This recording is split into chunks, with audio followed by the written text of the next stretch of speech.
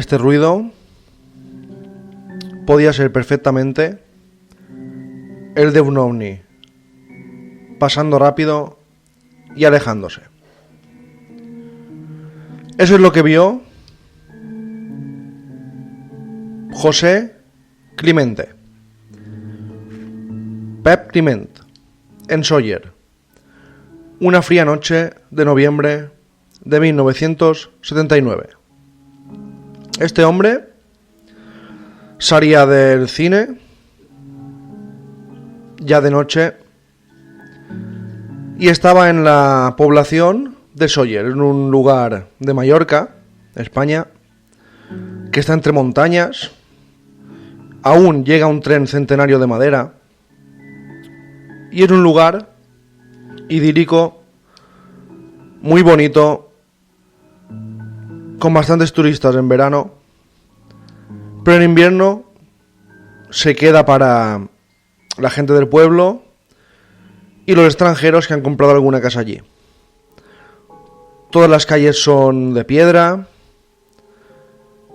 y vamos, es un lugar espectacular entre montañas.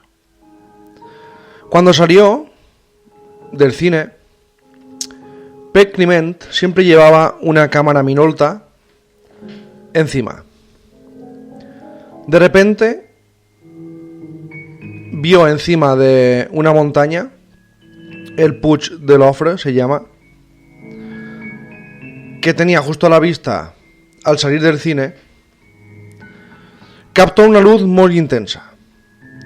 Veía que justo encima, en el pico de la montaña, había una especie de bola redonda muy intensa y le hizo una fotografía. Lo que no se imaginó nunca Pep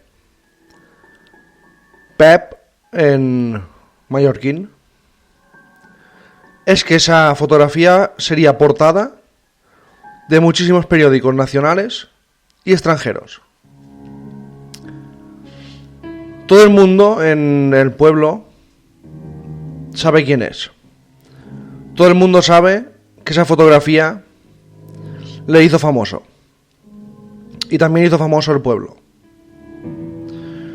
Con anterioridad, Pep Clement ya había visto luces encima de esta montaña.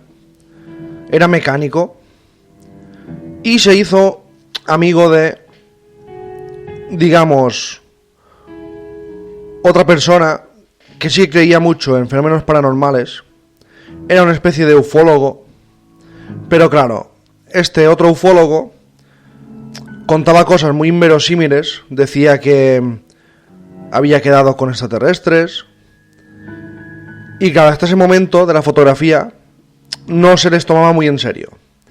Pero sí que es verdad que él había visto bastantes veces luces y bastantes veces, pero se ve que no le daba mucha importancia. Era amigo, sí,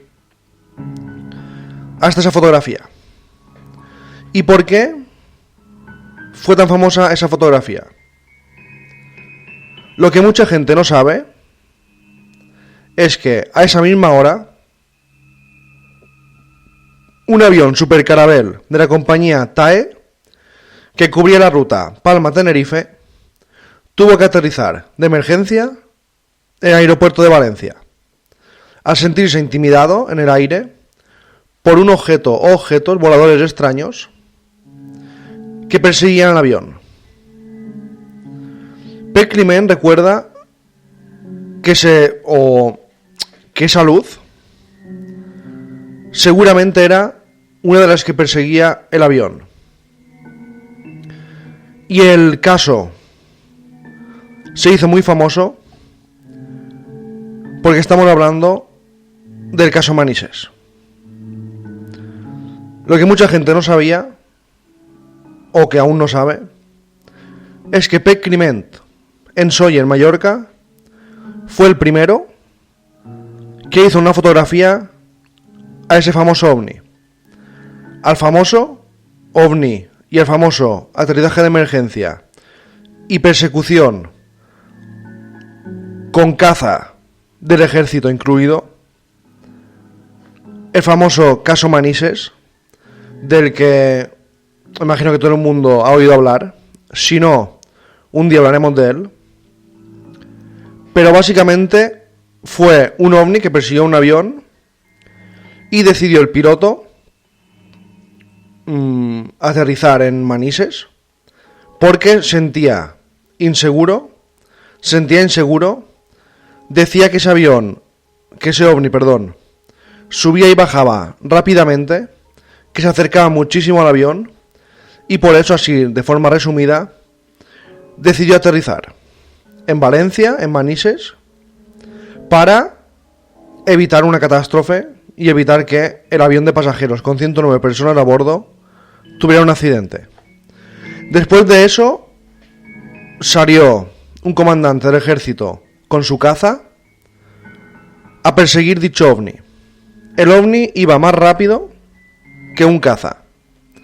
El ovni hizo maniobras imposibles. Se vio el ovni en el aeropuerto de Madrid, de Valencia, y ese ovni es el que fotografió en primera instancia Pep Clement. Dice que fue la última fotografía que hizo. Su interés por la ufología ya bajó. Y bajó porque al día siguiente el ejército llegó al bar del pueblo donde estaba Pep Clement y le confiscó los negativos.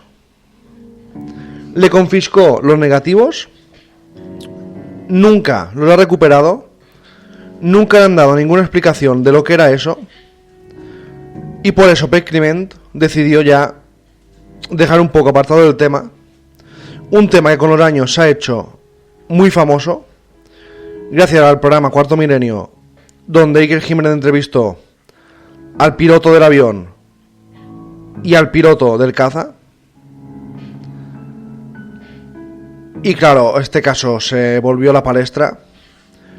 Pero lo que no se habla mucho es de Pepe, el hombre que saliendo del cine fotografió el ovni, que debía pasar por ahí y después ya empezó a perseguir el avión. Y este hombre nunca ha sido tan famoso como el piloto del caza que persiguió al avión. Si no sabéis del tema, buscad caso Manises, hay un multitud de información. No he querido hablar del tema porque ya se ha hablado muchísimo, pero sí que he querido, en este episodio del que hablaremos de fotografías ovni y de una historia increíble ocurrida en una granja en 1950, sí que he querido empezar con esta fotografía de Pep Clement. Seguramente la primera persona que grabó el famoso ovni del caso Manises. Os voy a recordar la transcripción de la conversación que tuvieron los pilotos del avión para que veáis lo difícil que fue ese momento para los capitanes de ese avión, de ese vuelo, y para que veáis que no ni se inventaron nada, ni iban drogados, ni nada parecido, ni vieron luces de... Se dijo que eran luces de una refinería, de una especie de fábrica que había por ahí. Ahora voy a leer la transcripción del conocido caso Manises, solo una parte.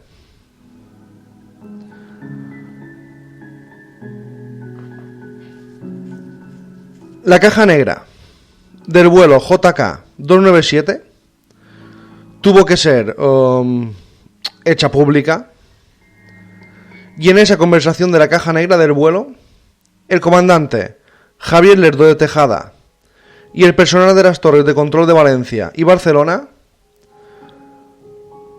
hablaron de la siguiente forma. El tono era de nerviosismo, confusión. Si queréis podéis escuchar los audios en internet, están por muchos lugares. Y empezaba así. unas luces rojas avistadas entre Ibiza y Alicante. Quiero tomar tierra en Valencia. No me gusta continuar con este tráfico que me está siguiendo. No sé qué es. ¿Va más rápido que nosotros? Sube y baja rápidamente y cada vez se está acercando más. Estas luces nos están siguiendo. Pido permiso para aterrizar. Esas luces rojas fueron las que fotografió Climent en el pequeño pueblo montañoso de Sóller de Mallorca. Se hicieron pruebas de la fotografía y todas las personas que miraron la fotografía, que la investigaron, la dieron como cierta y que no era un fraude. Caso Manises, un caso de los más conocidos de la historia de la ufología, pero que muchos seguro no sabíais, era que un mecánico de profesión grabó ese ovni pasando entre las montañas de Mallorca. Y ahora nos vamos a otro caso espectacular también de fotografía ovni. Esto ocurrió el 11 de mayo de 1950. Debían ser entre las 7:30, 8 menos cuarto de la tarde. Y la señora Trent estaba dando de comer a sus conejos. La granja de Paul Trent estaba a 18 kilómetros al sureste de la ciudad de McKinnville, Daytona. Esto está en el estado norteamericano de Oregón. Es una región principalmente agrícola, está elevada 70 metros sobre el nivel del mar y todas las granjas y viviendas, para que hagáis una idea mental, están alejadas entre sí varios centenares de metros. Cada uno vive como un poco aislado, pero sí que viven en comunidad y un lugar bastante tranquilo. Esa tarde hacía bastante frío, también como la noche que Climent fotografió el ovni de Manises, y se presentaba húmedo. Había como una especie de capa de nubes a unos 1500 metros y la señora Trent se encontraba en el patio trasero de la granja cuando de repente vio, como ella lo denominó, aquello. Su marido estaba en casa, en el interior. Empecé a gritar a mi marido, contaba la señora Trent, pero no me oía.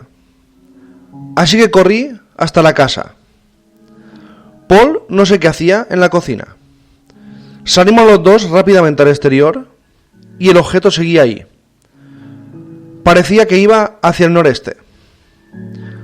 Paul tomó su cámara. Estaba cargada con un rollo de película pancromática, de la que únicamente quedaban disponibles 4 disparos. Rebobiné el film tan rápido como pude, y al intentar la segunda toma me di cuenta que el ovni había cambiado su posición. Ahora se movía hacia el norte, aumentando la velocidad. Así que no tuve más remedio que girar a la derecha, según contaba Trent. Tras la segunda fotografía, no hubo tiempo para más. El ovni se alejó y desapareció en el horizonte. Los testigos de ese avistamiento describieron el objeto como un paracaídas, de gran tamaño, al que le hubieran quitado las cuerdas. Era de color plateado, bronce y muy brillante. Ese toque bronceado ligero estaba en la parte inferior del objeto. El matrimonio insistía muchísimo en la diferencia de tonalidades: plateada, dorada y bronce. ¿Y eso qué significa? Que el metal o la pintura, lo que fuera, con lo que estaba pintado ese objeto, iba cambiando de color según los rayos del sol que le daban y según la luz. Eso significa que era un objeto de toda una pieza que estaba no estaba hecho por partes, digamos, y según la luz iba cambiando de tonalidad. Entre un disparo y otro transcurrieron unos 30 segundos.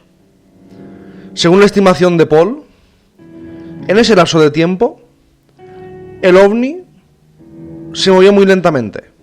Iba sobrevolando el lugar, para luego, como contó, y como hemos contado, cambiar su curso y orientación, según él, de forma muy compleja y muy extraña, y salir rápidamente. Dijo que se ladeó justo antes de alejarse y despegar. No es que estuviera posado en el suelo, pero sí que estaba yendo muy lentamente, se ladeó y de repente salió disparado. La señora describió ese movimiento como una ondulación. El propio Trent dijo que sintió una ligera brisa proveniente del ovni en el momento que realizó el primer disparo, y la brisa desapareció cuando el objeto estaba estabilizado, y pasaron esos 30 segundos hasta que pudo hacer la segunda fotografía. Ninguno de los testigos vio humo, fuego, escapes de gas, ni siquiera escucharon ruido. Según la señora Trent, el ovni debía medir unos 10 metros de diámetro, pero ninguno de los dos testigos se arriesgó a pronunciarse en cuanto a la velocidad del mismo y tampoco a la distancia de la que se encontraba de la casa. Las fotografías del ovni de Mackinville, que era así como se llamó este ovni, son espectaculares. Cielo oscuro, un ovni en forma de platillo, dando vueltas en un lado de la granja. Después se revelaron las fotografías. Los Trent no querían darle mucha publicidad al caso porque temían de la expectación que podía provocar y también de lo que pensarían los familiares. El propio Trent llegó a comentar, Paul, que temía las molestias con el gobierno y los posibles disgustos con los periodistas. El caso, gracias a que ellos dos no quisieron airear el caso, no quisieron hablar mucho del tema, se quedó oculto. Consiguieron que no se hablara mucho de eso, hasta que un periodista del Telephone Register, Bill Powell, se enteró que había unas fotografías a través de dos banqueros, Ralph y Frank Worman, de la ciudad de Mackinville. Hablando con ellos, se enteró que la pareja Trent había hecho unas fotografías a un ovni y decidió ir a hablar con ellos. También les solicitó los negativos. Finalmente accedieron y el 8 de junio de 1950 se publicó la historia en el Telephone Register con fotos incluidas. Claro, a partir de aquí vino lo que la pareja Trent, los granjeros Trent no querían que alcanzara fama mundial. Empezó a aparecer en numerosos periódicos, agencias de noticias e incluso en la revista Life. Años más tarde, la conocida como Comisión Cóndor, perteneciente a la Fuerza Aérea de Estados Unidos y encargada principalmente del esclarecimiento del fenómeno ovni, lanzó un informe en el que aseguraba que los negativos obtenidos por Paul Trent no habían sido manipulados. El brillo del cielo era el correcto según las coordenadas y orientación que Paul Trent había dicho, y también quedó descartada la hipótesis de lanzamiento de una maqueta, un juguete o algo parecido. Esta comisión, imaginaos los años que hace que los ejércitos y los países investigan ovnis. Esta comisión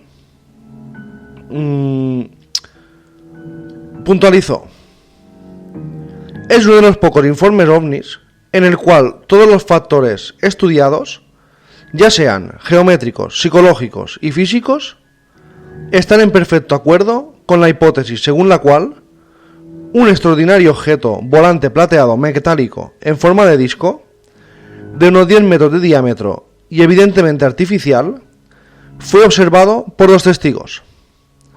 Espectacular la forma con las frases con las que lo describen.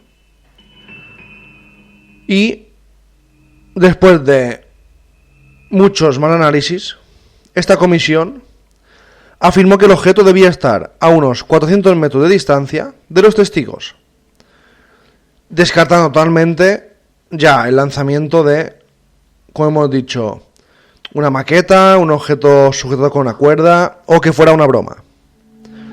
Al ampliar las fotografías del ovni, se puede ver perfectamente una forma de disco con una especie de antena justo en el centro.